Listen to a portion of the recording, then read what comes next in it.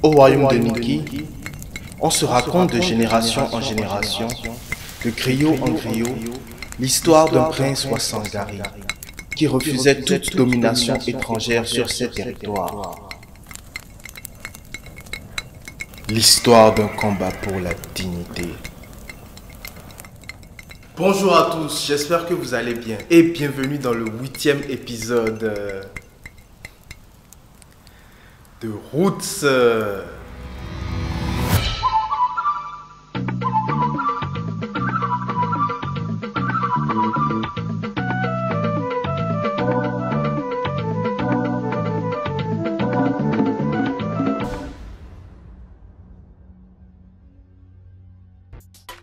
Et aujourd'hui, nous allons parler du prince le plus célèbre du royaume de Niki. Il s'agit bien évidemment de Byogera. Byogera.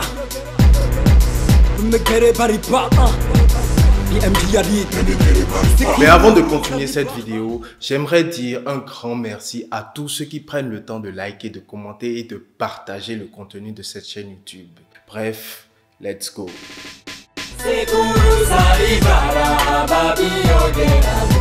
Pour bien comprendre le personnage de Byogera, il faut comprendre aussi l'organisation socio-culturelle des peuples du royaume de Niki. Au départ, dans le Bargou, vivaient les Bariba. Leur société ressemble à la société des peuples de la Takura, là où vivait Kaba, bien évidemment. C'est une société qui est très accueillante envers les étrangers. En effet, dans cette région polyethnique, on y retrouve les Batombu, les Bobusa et d'autres peuples dont je n'arrive pas du tout à prononcer les noms. Puis un jour, venant de nulle part, pas de nulle part, hein, débarquent les Wasangari.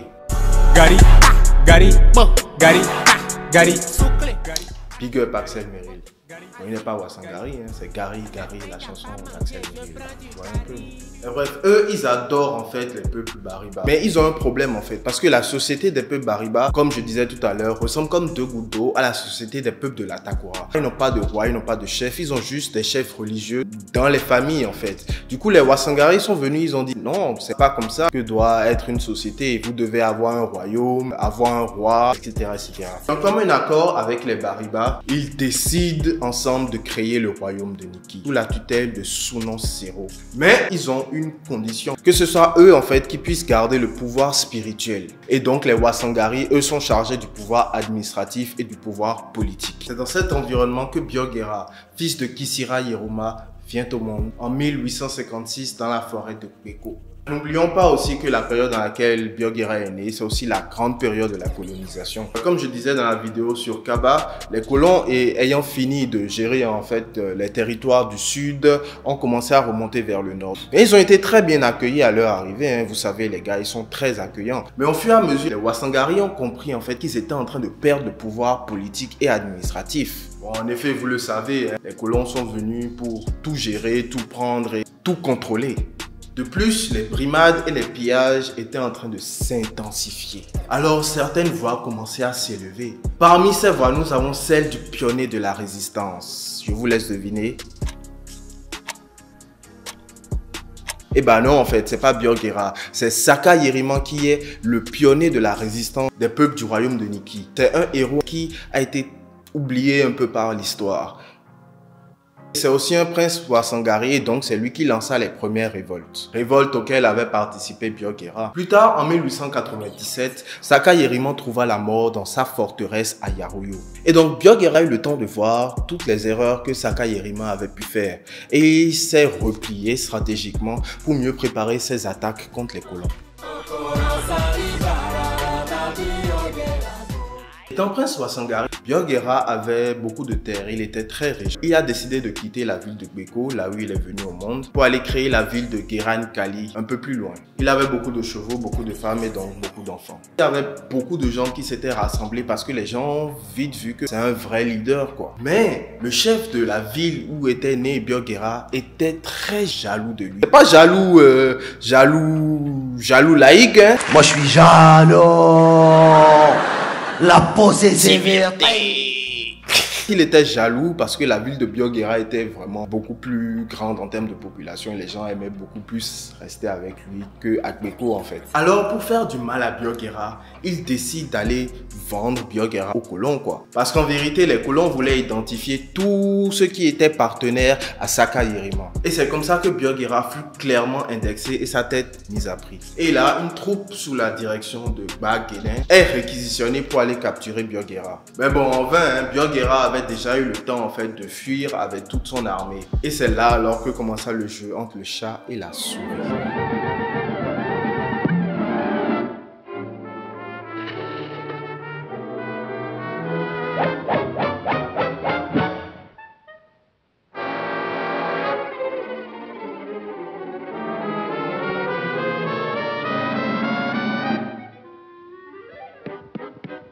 Exactement comme dans Tom et Jerry. Jerry, c'est la plus maligne. D'ailleurs, plus jeune, Bioguera était déjà passionné de tous les jeux de stratégie. Un en particulier, le Tabourou.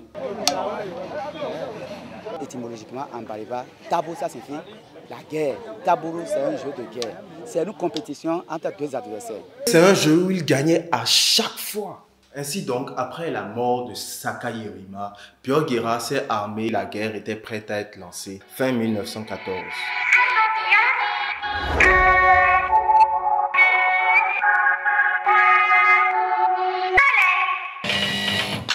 La partie peut commencer.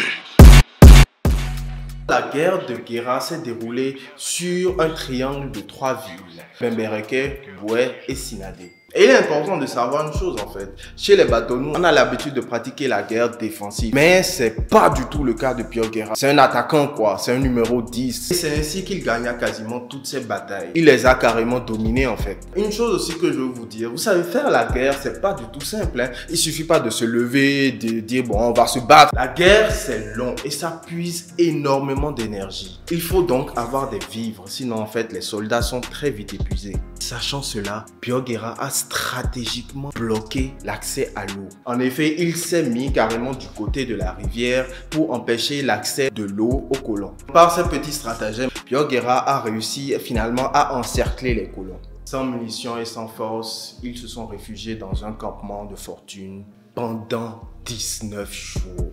C'est 19 jours pendant lesquels ils étaient quasiment les esclaves de Bioguera. Mais comme vous savez, enfermer quelqu'un trop longtemps, il finira forcément par vouloir s'échapper.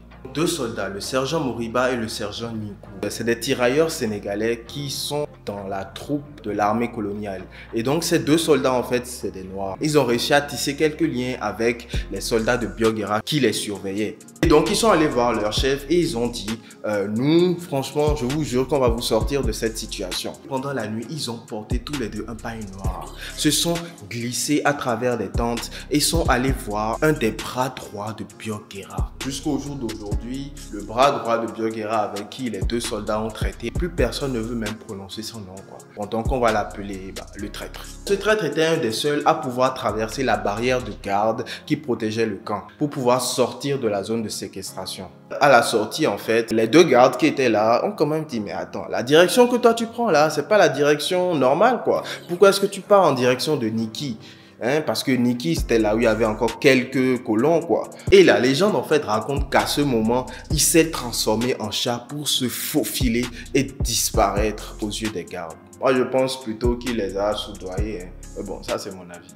Arrivé à la tour de contrôle, le traître, en fait, réussit à leur expliquer toute la situation. Ils ont appelé la base générale à Porto-Novo pour qu'ils puissent envoyer des renforts pour soutenir leurs soldats qui étaient séquestrés par Bioguera. C'est ainsi que fut enclenché le processus de la défaite de Bioguera. Malgré la présence de renforts venus du sud, Bioguera a réussi à s'échapper avec une poignée de soldats les plus fidèles qui se sont retirés vers Bembereke. Mais bon, en fait, les colons avaient déjà installé tout un réseau d'espions et ils ont très vite réussi à les retrouver. Dès qu'ils les ont retrouvés, ça tirait de partout, ça tirait de partout. Les tirs retentissaient dans toute la région. Et c'est après la mort de Sandé, un de ses amis les plus fidèles, un de ses généraux les plus puissants, que Bioguera a compris en fait que la défaite était inévitable. À ce moment, il retira tous ses talismans, ses bijoux, tout ce qu'il avait comme or précieux sur lui et donna à son fils. Et donc, il lui chargea la mission d'aller avec les quelques soldats qui restaient encore, qui étaient encore vivants, d'aller se replier, mais de ne plus rien tenter en fait. Mais Björn n'était pas défaitiste au point d'aller se sacrifier. Il sait pertinemment que si lui, on le tue, c'est mort pour la résistance. Il a avancé, avancé, avancé et il s'est retrouvé sous un arbre sous lequel il s'est camouflé.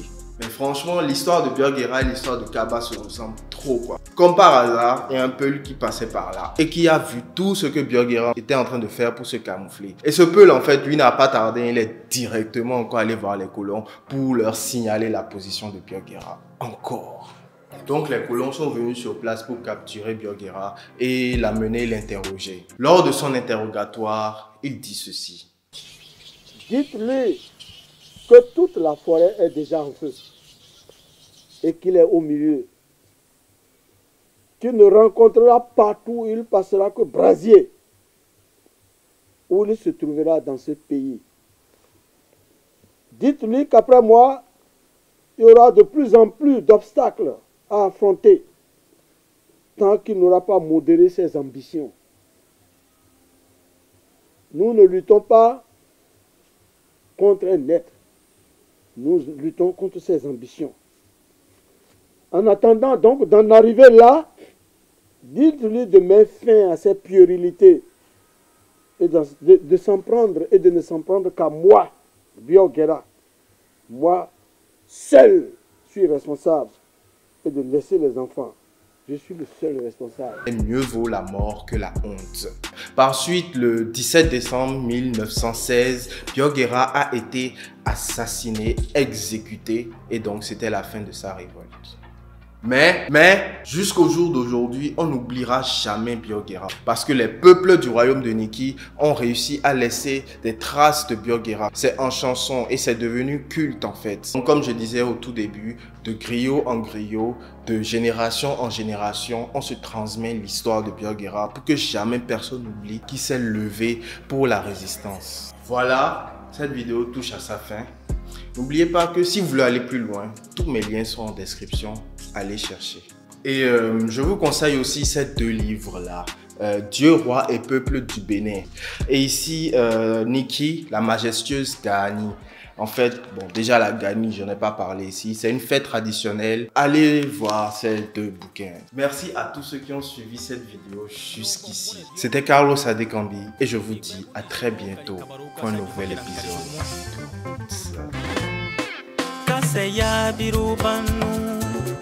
Biogera bahura kuno sekuru sanam kaburambo tabuduro biogera biruganu yaye kaseya birubanu biogera bahura kuno sekuru sanam kaburambo tabuduro biogera biruganu yaye.